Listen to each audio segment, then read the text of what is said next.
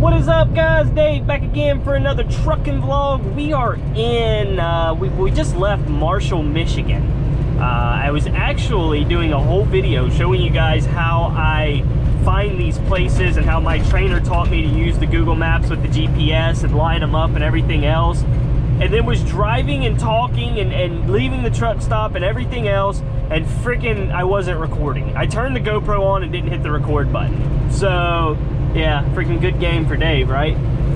Anyways, we are going to deliver in Battle Creek, Michigan, which was only like 20 minutes away from the truck stop we just left in Marshall, Michigan.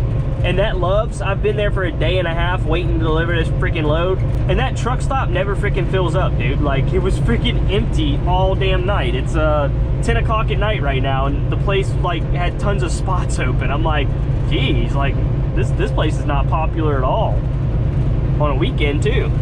And we are dropping this off and picking up the next load. I've already been pre-planned in Grand Rapids, Michigan, and taking that 2,126 miles to Calexico, California, which is right there on the Mexican border. They pre-planned me on that yesterday, dude, and I was so freaking excited. I was like, yes. So unless they take me off of it before I can get there and pick it up, because sometimes that happens. Sometimes they'll be like, load unassigned. They decide to give it to somebody else, or you don't have enough time, or whatever the case may be. Some BS. So unless they take it off of me, I will be getting that, and I'm excited because I love going out west, man. I really do. And then I love driving through the desert too. I love going through New Mexico, Arizona, all of that. And I think that's the route that it's gonna take me. I'll have to see and double check once I get done with this load and everything. Anyways, guys, this is the guard shack. I will be right back with you guys in a minute. All right, guys, so we just got done with security. As you can see, I have to put on my reflective vest because they require it. So they said before you walk in the shipping office, they was like, we don't really care, but if you walk in the shipping office without it, they're gonna make you go back out to your truck and put it on. So go ahead and put it on. I said, yes, sir. So we got our old reflective vest on. Not many places require it, some do though. So it's always good to have it handy. That's why I keep it right there on the seat so I can get to it. He said we need to go up here to the midget stop sign, he called it. He said go up to the midget stop sign is what I like to call it, because it's really short. And we're gonna wrap around and park to the left of this big light pole here. There's a big light pole right there, and the shipping office is in a building right up there. So yeah,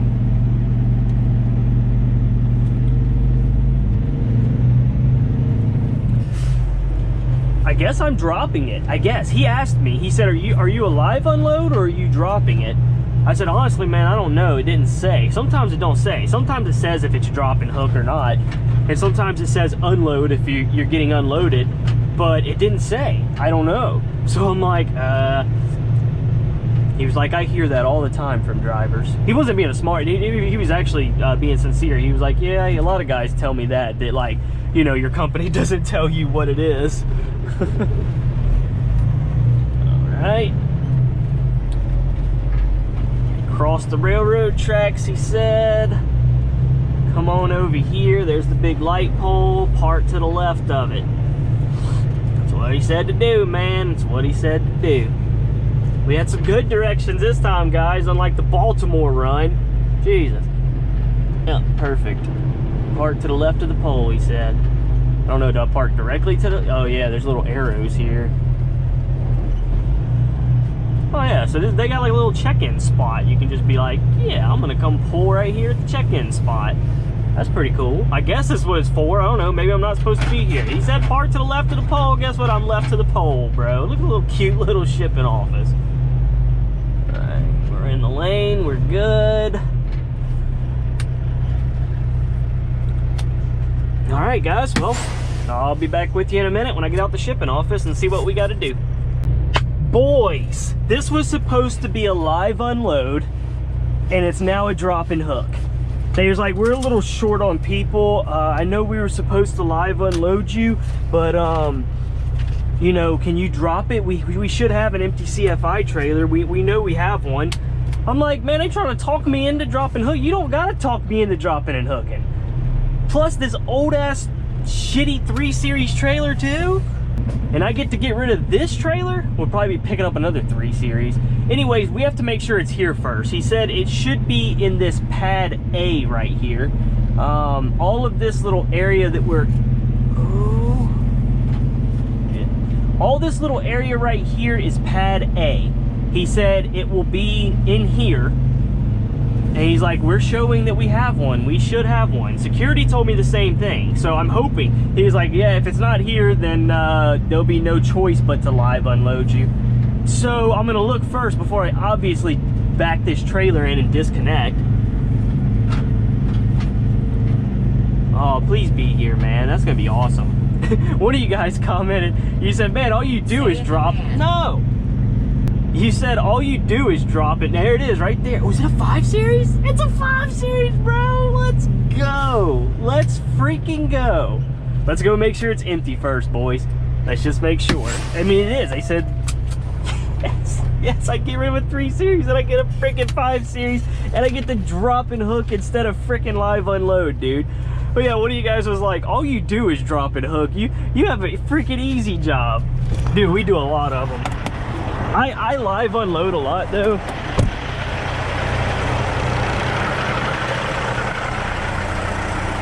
Honestly, I would say it's about 50-50, guys.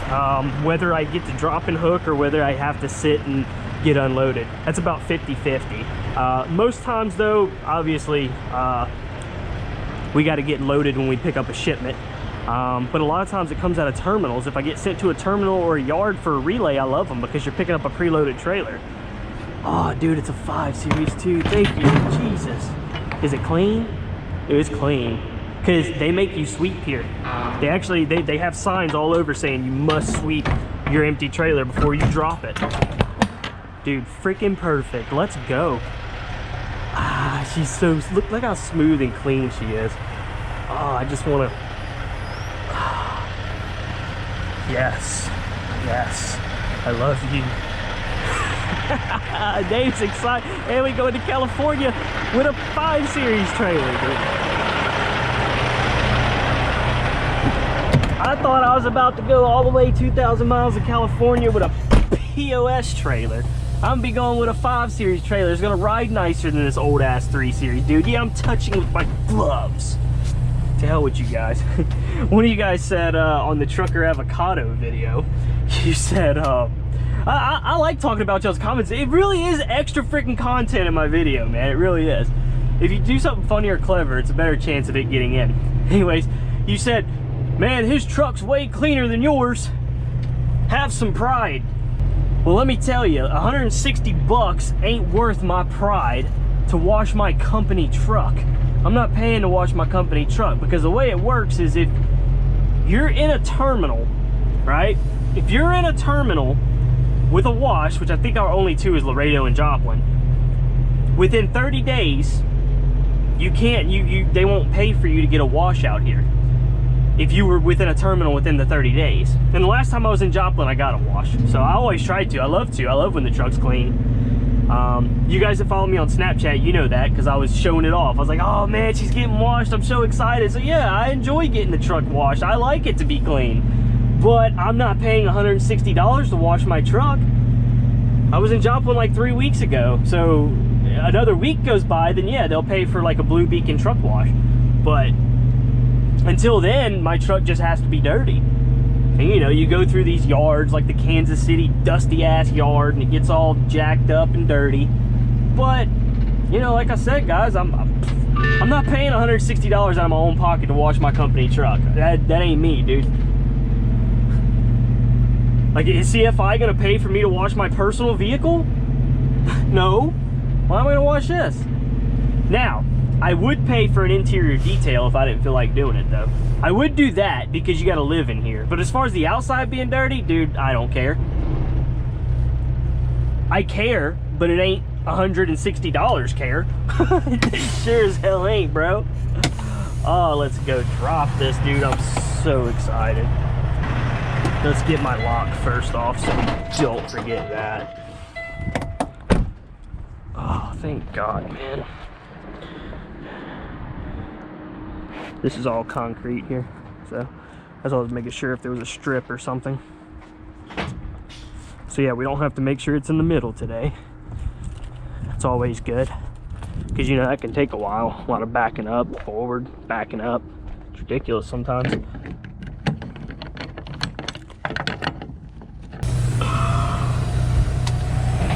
All I do is drop, Dropin Hook. You know what I'm saying, bro? Oh man, going to Cali, getting a 5 Series trailer. All I gotta do later is just go to my pickup location, which I don't think is until 9. I'm gonna have to go to that. I'm gonna have to go to a freaking truck stop for a while or something, dude, because I don't even think the place is open yet. Alright. Slowly go up. Make sure the trailer's still supported. Sure is. There we go.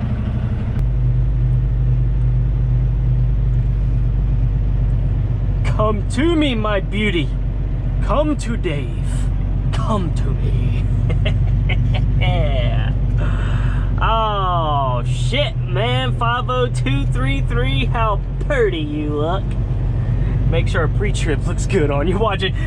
She's got like a busted tire or something. And I got to freaking call road service and somebody's got to come out and fix it. CFI would probably say, just go ahead and get unloaded there and keep your 3 Series trailer to California. Thank you very much. So we'll do our little pre-trip, and if everything's good, I botched this freaking lineup, dude. I really did. I mean, I could probably fix it. Oh, boy. Right on point. Let's check the height before we keep backing. Where's my flasher light? This thing's a piece. It's a mag light, dude. I bought it and it was like 25 bucks. You know, because I wanted a decent flashlight, but sometimes it won't work. And I haven't even used it that much, so unless the batteries are just complete ass. Anyways, yeah, she is a little high.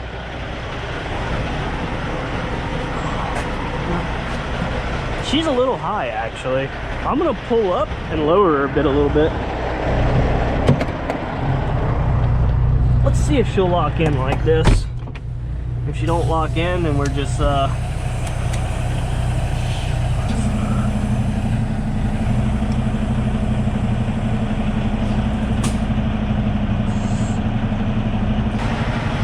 you see that? The locking jaws. Most of y'all don't do this. And it's great too, because if you hook up to a really heavy trailer that's freaking 45,000 pound load inside of it, and that trailer's resting on your 5th wheel, you may not tug out from under it. You may tug and think you're locked in, and guess what? You ain't. And then when you go to take off, you're dropping a trailer. Just saying. Just saying.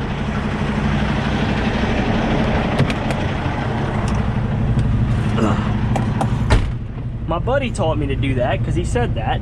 And then I've also seen some other drivers talk about it too. Some other CFI drivers talking about that. Because most of us don't do it. We're only really taught just to do the tug test.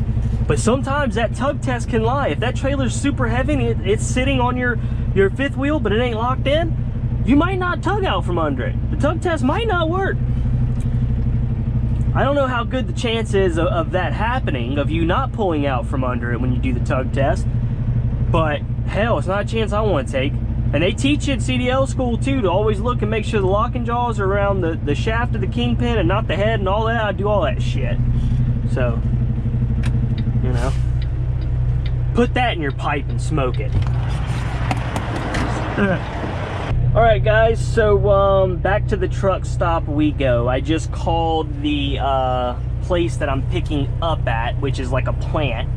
I have 2 pickups, one at one of their addresses and then another one at a south plant at a different address. So there's 2 different addresses I have to go to for 2 different pickups from this company before I can take it to California. So that kind of sucks. I'm gonna have to stop, get loaded, you know, do all that, and then go somewhere else and get loaded. So yeah, it's a little bit of some stuff to get going for this one. It's not just one easy pickup. But she's like, yeah, our shipping don't even get here until 5 or 6 in the morning. And it's 12:17 right now Eastern. So luckily that Love's has parking, you know what I mean? So that's where I'm going, is the freaking Love's, man. All right, everything looks good on the trailer. Pre-trip's done. We got our air built up. Let's turn off this light so I can see. And we're gonna go back to the Love's, man. I'm gonna have to sit there for at least 5 or 6 hours, at least. My pickup is not until 9. So even when I call back at say 5 o'clock, whenever their shipping department's there, you know what I mean? I don't know if they're even gonna say, yeah, come on, or they're gonna be like, no, you need to come at, you know, closer to your pickup time. Most of the time, I'd say most places will let you be a few hours early, you know, it's not a big deal. But yeah, they don't even ship at this time, so can't be running around with the tandems all the way to the back now. Oh yeah, she works like a dream. Oh my God, that slid so easily. Boys, there was like no freaking friction whatsoever. It's just smooth as butter. Smooth as butter, bro. That was freaking beautiful. All right, guys, we are out and headed to the truck stop. Now, this is a new one on me. This is a new one on me. They put a seal on my trailer. An empty trailer I was carrying out of here. They looked in the back to make sure it was empty. That's normal. And he was like, I got to put one of these on here. And he held up a seal. I was like, huh? I was like, why would you put a seal on an empty trailer that I'm bringing out of here? I mean, I didn't argue with him. I was like, oh, okay, yeah. And when I got back there, I just asked him nonchalantly. I was like, why do they want you to put a seal on an empty trailer that I'm bringing out of here? He's like, I don't know. It's Kellogg's way of making sure that it's empty. So I don't know. It don't make any sense, because like when I go get loaded, I'm gonna break the seal. But why? I just left the place. Why is there a seal on it? You know what I mean? Like I don't know. It's just this odd. It's an empty trailer. I'm leaving, and they had to put a seal on it. Maybe you guys can better explain that to me, why they do that, because I can't think of any reason why they would do that. I understand looking to make sure the trailer's empty before you take a trailer out of a yard. Yeah, of course. But why put a seal on it when I'm about to leave security? I don't know. That's interesting. I mean, hell, I'd go break it right now. I mean, it don't matter. There's no reason for that seal to be on there.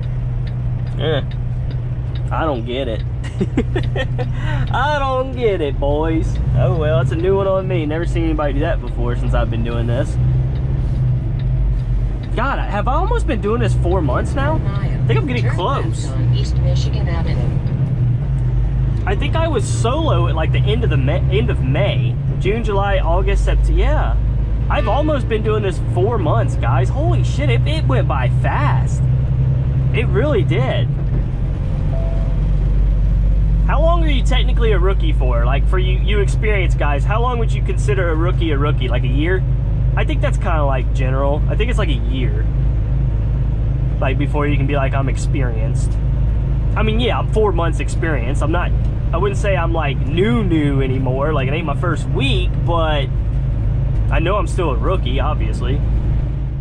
Let's take a spin to a foreign place. These open highways are calling our name, and now it's time for us to escape. Escape to a world we don't know. Escape into the great unknown. Escape to a world we don't know. Escape into the great unknown.